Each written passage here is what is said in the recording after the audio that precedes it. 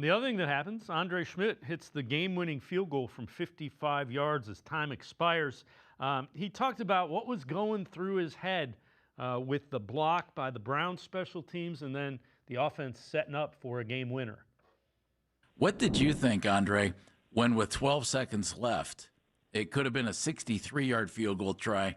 Kevin called a play, and Joe threw it to David Njoku 8 yards, and they were able to spike the ball with 2 seconds left. What was going through your head with that whole sequence with 12 seconds to go?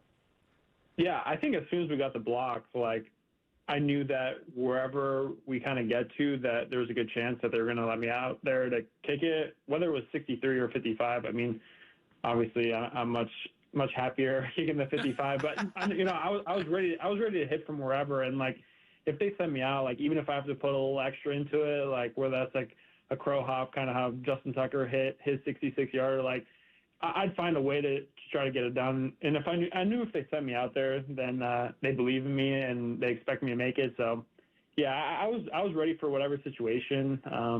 But yeah, I had a good idea that, hey, we got the block, it's gonna come down to a kick. So got right into the net, and then luckily it was 55 down the middle. Just did my process. Like it was any other kick. It's got good for him after what was the Bengals game for him. Good for him. That's such a good story, and you have the redemption angle, like you mentioned, the Bengals. Everybody was focused on him. He missed those 2 kicks, and rightly so. The focus should have been on him. It changes the outcome of the game. At the time, we did not know that his mom had died unexpectedly in July. He was dealing with that. I think nobody's told me this, but it would make sense that contributed to the Browns having a little more patience with him.